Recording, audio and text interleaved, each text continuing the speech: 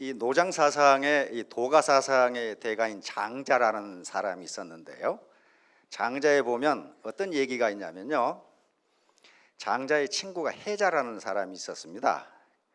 근데 그 사람은 명가의 대표적인 사람이에요. 명가는 서양 같으면 소피스트입니다. 원래 같으면 논리학자예요. 둘이 굉장히 친했어요. 그런데 어느 날 두 사람이 다리 위에서 산책을 하고 있는데 그 호수 물속에 피라미드들이 놀고 있었습니다. 그래서 장자가 피라미드를 보면서 그 피라미드들이 참 즐겁게 놀고 있네 그랬단 말이에요. 그러니까 옆에 있던 친구인 해자가 자네는 피라미드가 아닌데 어떻게 피라미드가 즐거운지 안 즐거운지 어떻게 아나? 그랬단 말이에요. 그러니까 장자가 자네는 내가 아닌데 내가 그걸 아는지 모르는지 자네가 어떻게 알아?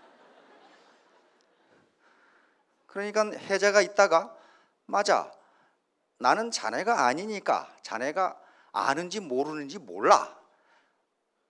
마찬가지로 자네는 피라미드가 아니니까 피라미드가 즐거운지 즐겁지 않은지 어떻게 알아 자네가? 이렇게 했단 말이에요. 장자가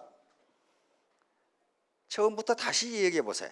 자네가 피라미드가 즐거운지 안 즐거운지 어떻게 알아 했을 때는 내가 뭔가를 알고 있다는 걸 전제로 하지 않았는가, 그런 식으로 답변이 이 대화가 계속됩니다.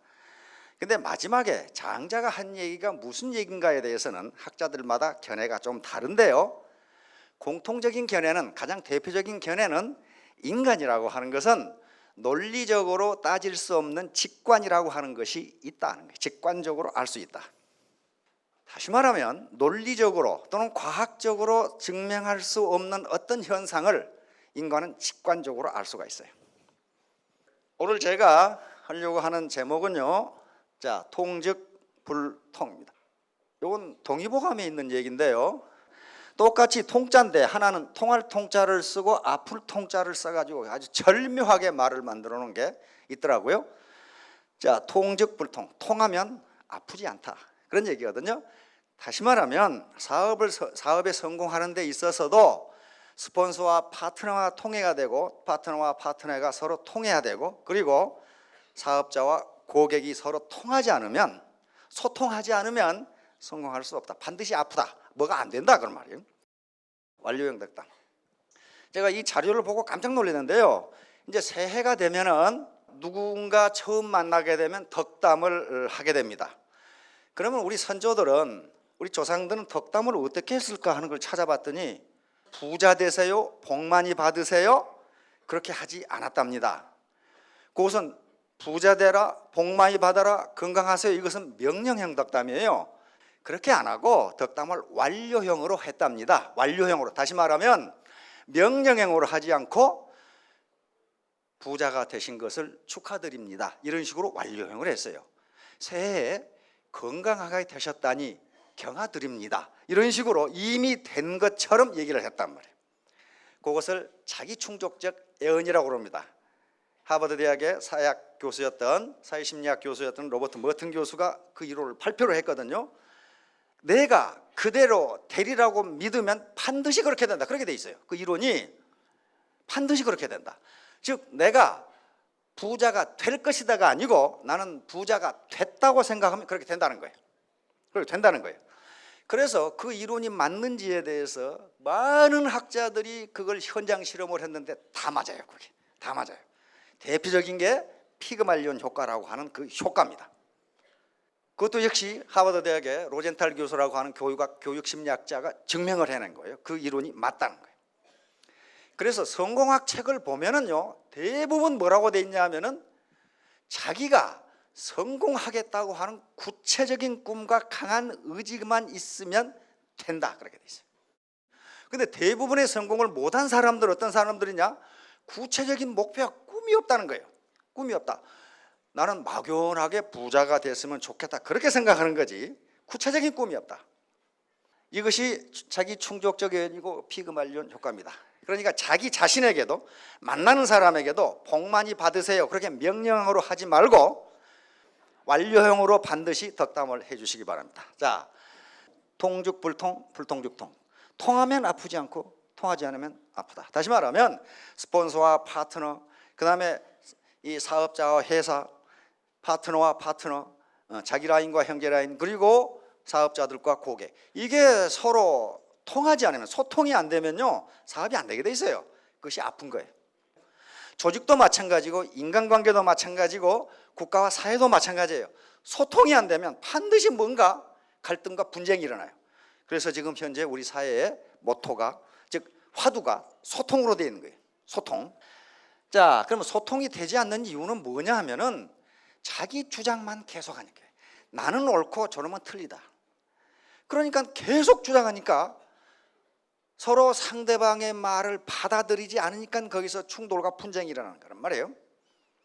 따라서 상대방이 말하면 귀 막고 보지도 않고 자기 말은 입 다물어버리고, 이렇게 되면 소통이 안 되는 겁니다.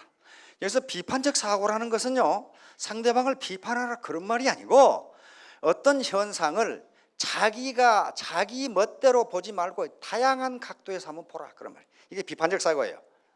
여러 가지 각도에서 보면은 상대방 말을 받아들일 수가 있다. 이것이 비판적 사고입니다. 착시 현상. 모든 인간은 착시를 가지고 있다고 합니다. 착시라는 것은 어떤 외계의 물체나 어떤 사안을 있는 그대로 실체적 본질을 보는 게 아니고 보는 눈마다 다르다. 예를 들면 이게 뭐냐?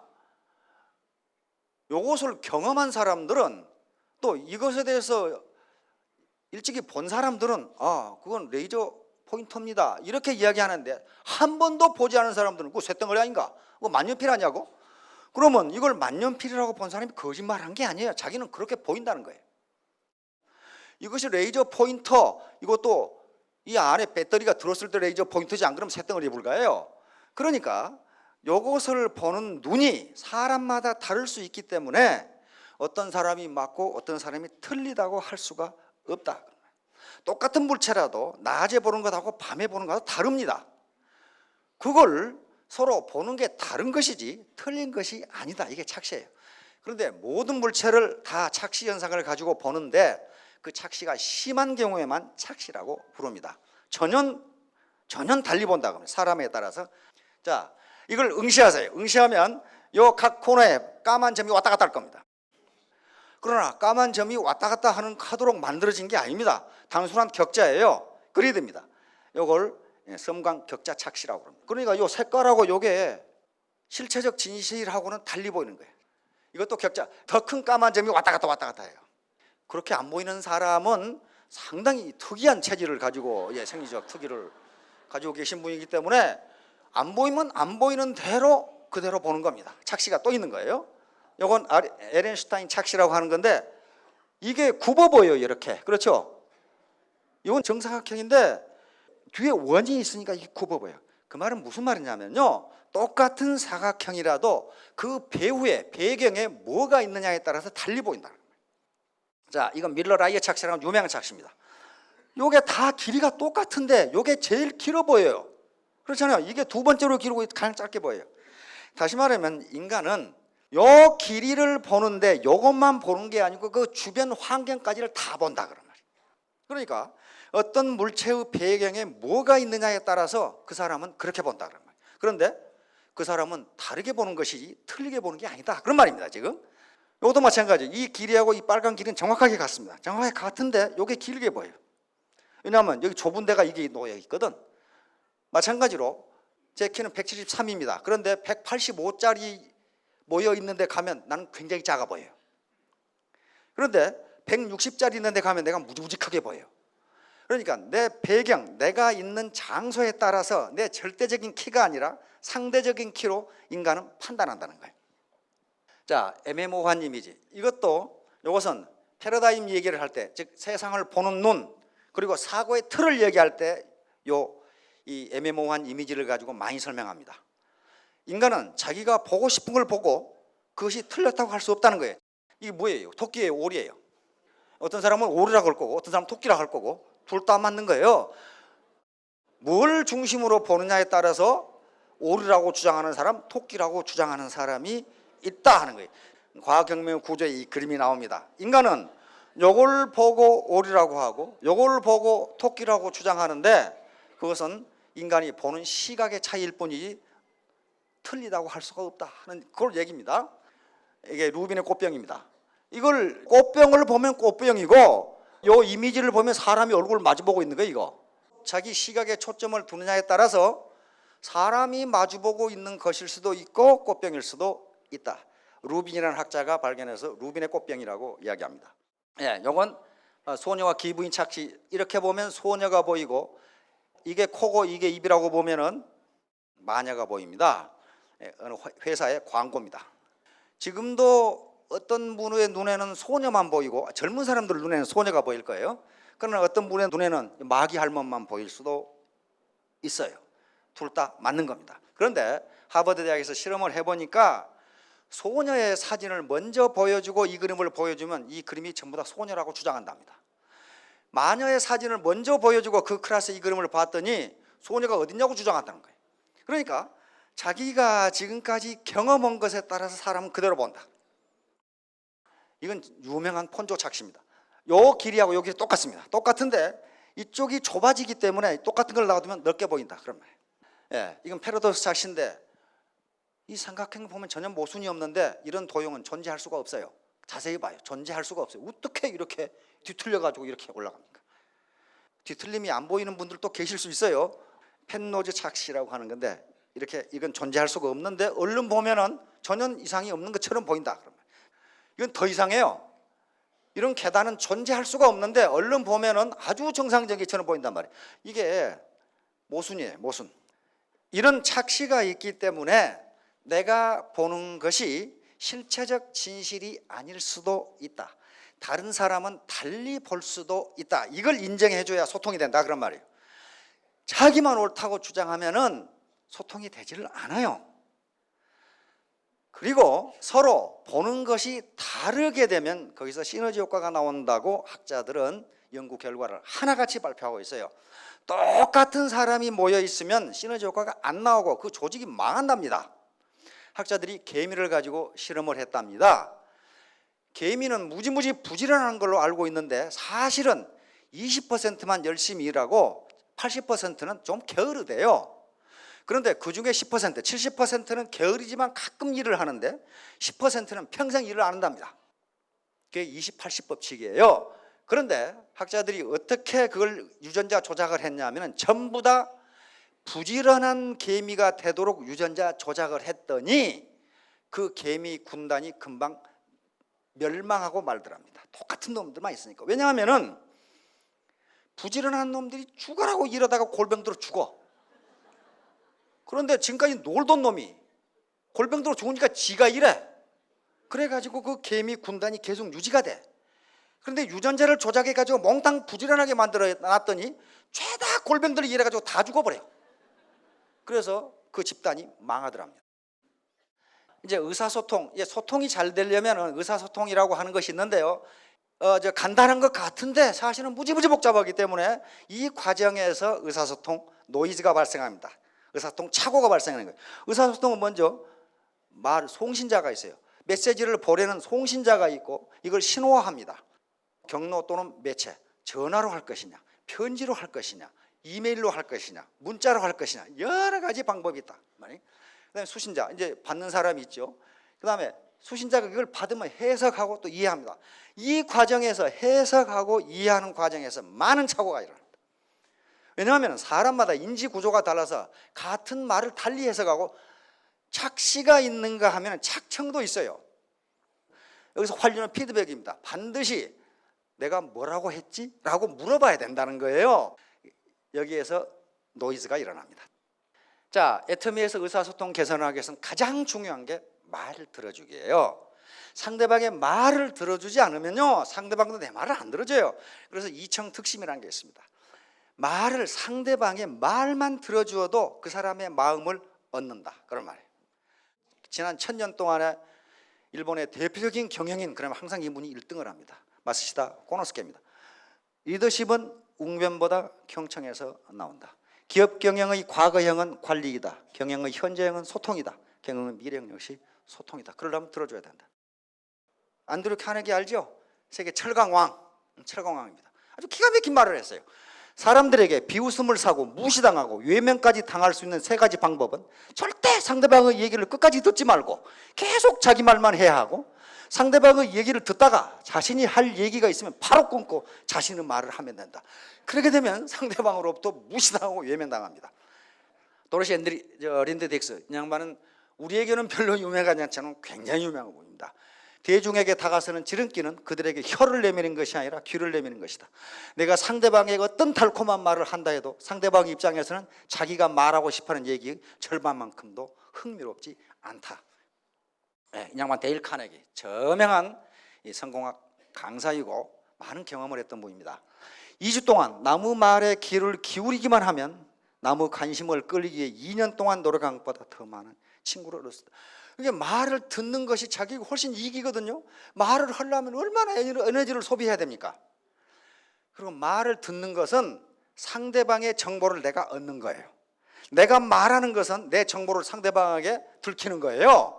그러니까 자기에게 흥미가 있다고 해서 상대방이 흥미를 가질 거라고 생각하면 착각이라는 말이에요. 그럼 어떻게 했어요?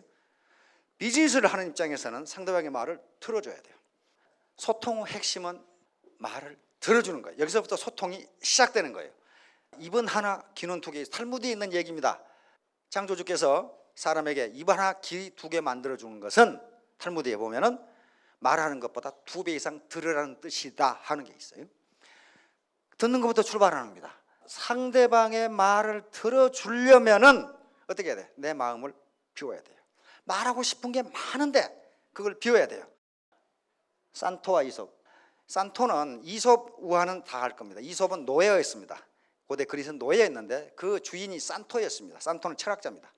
어느 날 산토가 자기 친구 철학자들을 모아놓고 이제 파티를 열려고 하는데 이솝에게 이 세상에서 가장 귀하고 좋은 식재료를 사오너라 그랬단 말이에요. 그러니까 산토가 돼지 혀를 왕창 사왔어요. 돼지 혀만 잔뜩 사왔어요. 그래가지고 그걸 계속 요리를 해서 하니까 다음에도 혀 계속 나오니까 산토가 화가 나가지고 이놈아, 이 세상에서 가장 귀하고 중요한 걸 사오라 했는데 왜 혀만 잔뜩 사오냐 그랬더니, 주인님, 혀처럼 중요한 게 어디 있습니까? 혀를 가지고 의사소통도 하고 정치도 하고 강의도 하고 예술도 설파하고, 그러니 세상에 혀처럼 중요한 것이 없습니다. 그래 혀를 사왔습니다. 철학자 친구들이 불평을 하니까 내일 다시 내가 파티를 열겠네, 내일은 더 좋은 음식을 대접하겠네 하고 산토한테 가서 이제 이놈이 좋은 걸 사오라고 했으니까 혀를 사왔으니까 세상에 가장 썩어 빠진 걸 사오라고 했더니 또 혀를 사왔어. 혀를 잔뜩 사왔어. 이놈아, 또 혀를 사왔네 했더니, 혀처럼 썩어 빠진 게 어디에 있습니까 말이야. 거기서 모든 분쟁과 갈등과 싸움과 욕설, 이게 혀에서 다 나옵니다. 그러니까 혀를 잘 사용하면 혀보다 귀한 것이 없고, 혀를 잘못 사용하면 그보다 썩어 빠진 게 없다 하는 게 요 얘기예요. 환자를 잘 치료한 정신병원, 요건 어느 책에서 제가 봤는데요, 어느 작은 도시에 정신병, 신경쇠약 환자들이 그 병원만 가는 거예요. 다른 병원은 안 가. 병원만 갔다 나오면 전부 싱글벙글 해가지고 아주 기분이 매우 좋고 다 나서, 그래서 다른 의사들이 저 자식은 무슨 비법을 가지고 있냔 말이야. 근데 아무도 그 비법을 몰라. 누구만 아느냐? 간호사만 알아. 그 비법을. 뭐냐면 그 의사가 귀머거리야. 귀머거리에서 상대방이 뭐라고 짓거리는지 전혀 틀리지가 않아. 그냥 계속 듣고 있는 거지 그냥. 그러니까 신경쇠약에 걸린 놈이 하루 종일 얘기하는 거야 말이야. 어떤 놈 죽일 놈, 저놈 죽일 놈. 그러면 그 고개만 끄덕끄덕 하는 거지. 그러니까 그 하루 종일 얘기하고 그러면 속이 시원해져. 나오면서 전부 다 싱글벙글하면서 나오는 거야. 단지 그 사람은 말을 들어줬을 뿐인데 그냥 듣는 척 했을 뿐이야. 그냥 말을 들어주는 게 병을 낫게 하더라고요. 그리고 그 사람 고객이 많아져요. 이제 사업을 하시다 보면은 어떤 전략을 구사할 것인가 하는 건데요, 제가 추천하는 건 티포텟입니다. 티포텟은 이렇게 잽을 치는 게 티시고, 또 저쪽에서 잽을 맞으면 그놈도 치는 게 텟이에요. 그러니까 잽을 때리면 나도 때리라 그런 말이에요. 이게 뭐냐 하면은, 이 세상 우리가 사업을 하고 살아가고 하는 것은요, 전부 죄수의 딜레마 게임입니다. 죄수의 딜레마 게임이라는 것은 상대가 어떻게 되건 나는 내 이익을 극대화한다 하는 게 죄수의 딜레마 게임이에요.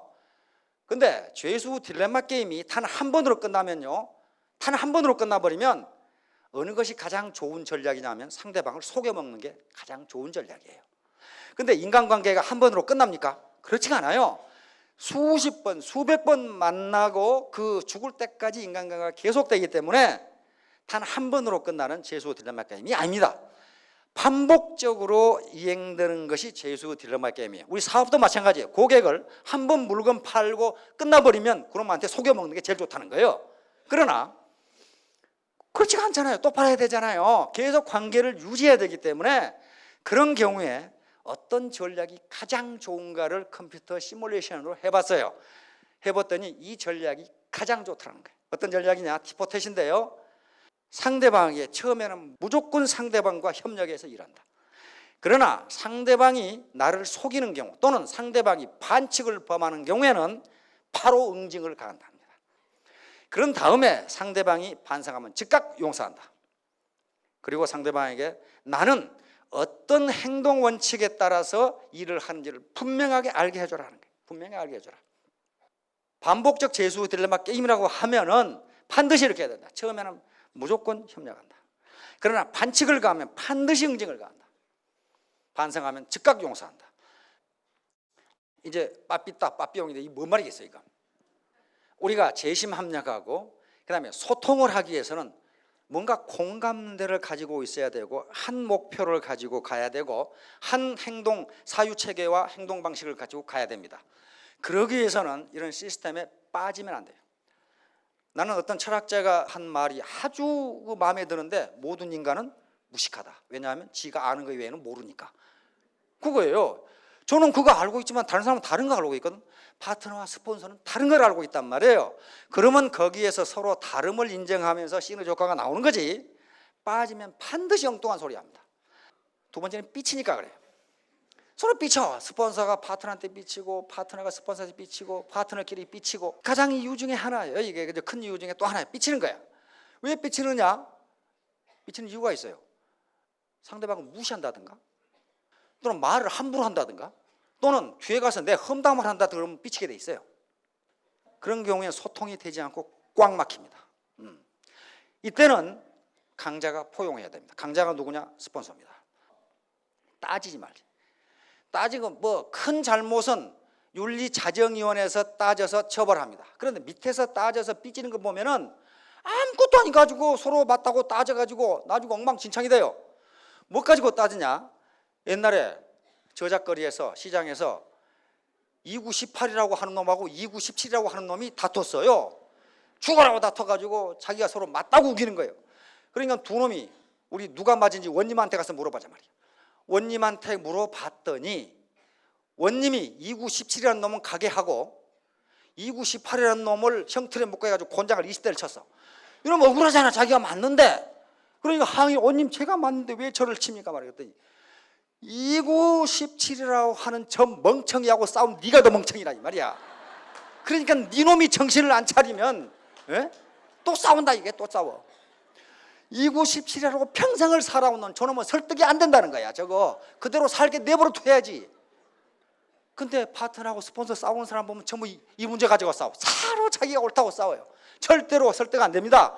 이때 누가 져야 되느냐?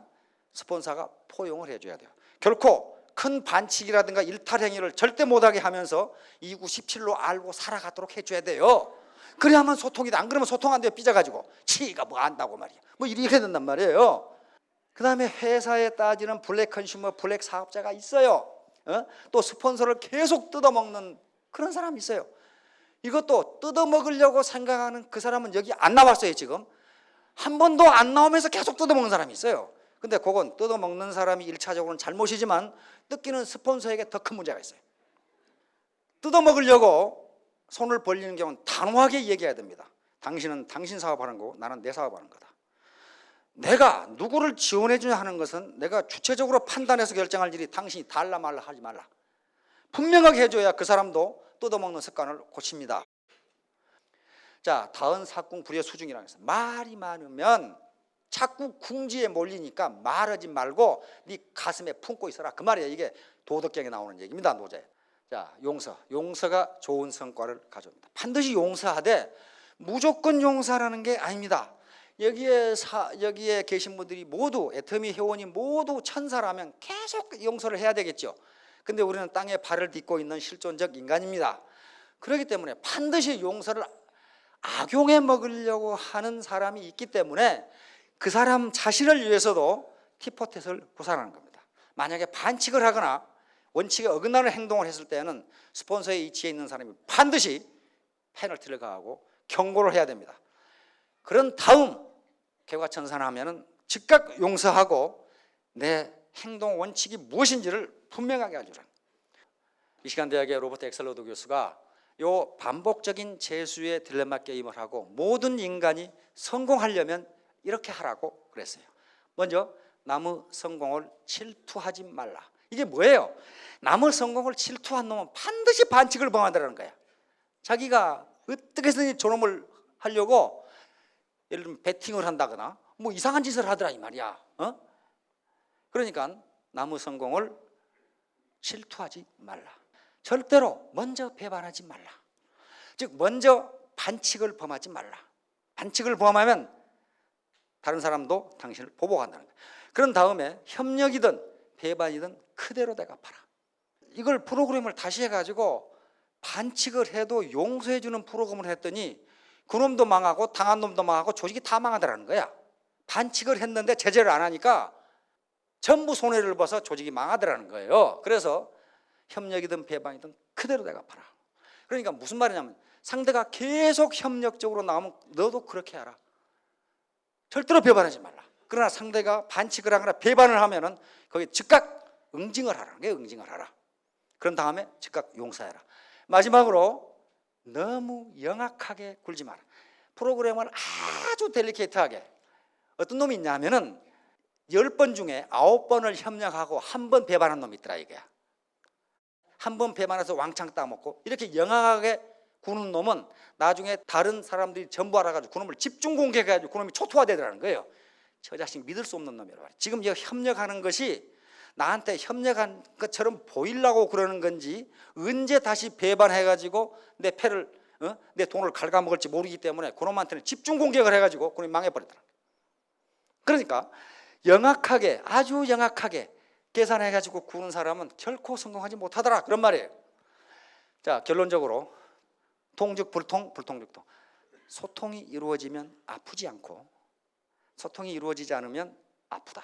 다시 말하면 서로 스폰서와 파트너, 파트너와 파트너, 내 라인과 형제 라인, 나와 고객이 소통 커뮤니케이션이 일어나지 않으면 아프다. 사업이 안 된다. 착각과 착시. 모든 인간은 착각과 착시 그리고 착청 현상을 가지고 있기 때문에 나만 옳다고 주장하지 마라. 그 다음에 아니불만 그한 사이. 우리가 비록 안전하게 지금 갖고 있고 편안하지만은 위험한 때를 잊지 말라. 여시구진 제시맘력. 시대, 지금 정보화 시대고 지식 사회입니다.